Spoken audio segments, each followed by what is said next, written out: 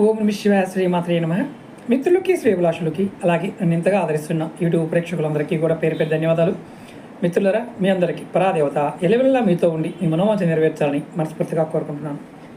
ఈ షార్ట్ వీడియోలో చాలామందికి అదృష్టం లేదు, మాకు కలిసి రావడం లేదంటారు. శాస్త్రం ఏం చెప్తుందంటే ఒక 5 విషయాలు ముందే నిర్ణయింపబడతాయి. ఆ 5 విషయాలు ఏంటంటే, అంటే ఈ ప్రాణి గర్భంలో ఉండగానే ఆయుష్, కర్మ, ధనం, విద్య, మరణం. మరొకటి చెప్తాను. మనకు ఉండే ఆయుష్, మనం చేసే పనులు, అలాగే రావలసిన ధనం, విద్య, మనకు వాక్కు, ఇవన్నీ కూడా ముందే నిర్ణయింపబడి ఉంటాయి. అలాగే మరణం కూడా. అయితే వీటిని మార్చే శక్తి ఎవరికి ఉందయ్యా? పరమాత్ముడికి ఉంది. అందుకనే పూజలు, వ్రతాలు, నోములు, దానాలు, ధర్మాలు, వీటిని మనం చేయడానికి మన పెద్దలు చెప్పారు.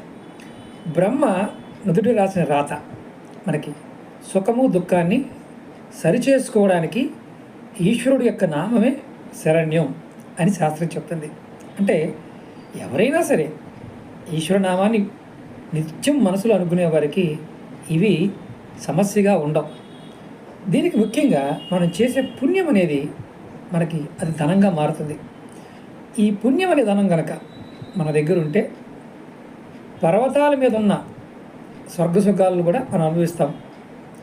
ఈ పుణ్యం అనే ధనం మన దగ్గర లేనప్పుడు, అంటే పెద్ద పర్వతమైనా సరే, అది బంగారపు కొండైనా సరే, అందులో ఒక చిన్న మొక్కను కూడా మనం వెనక్కి తీసుకురాలేం. దీని అర్థం ఏంటంటే, ఎవరైతే పుణ్యం చేస్తారో, పుణ్యం అనగానే చాలామందికి అనుమానాలు ఉంటాయి. మరి ఇది కూడా పెద్ద సమస్య.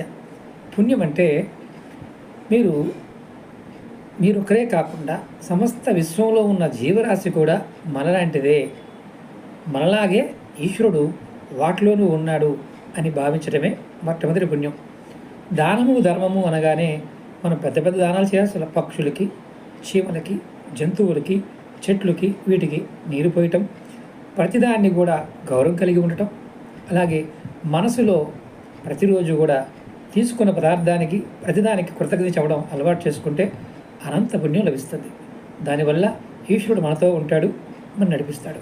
ఇది మీకు ఎందుకు చెప్తున్నానంటే, శాస్త్రాల్లో, ధర్మశాస్త్రాల్లో ఈ 5 విషయాలు నిర్ణయింపబడి ఉంటాయి కాబట్టి వీటిని మన చేతుల్లో మనం తీసుకోవడానికి కూడా అవకాశం ఉంది అని అర్థం. ప్రయత్నం చేయండి, ఖచ్చితంగా ఫలితం కలుగుతుంది.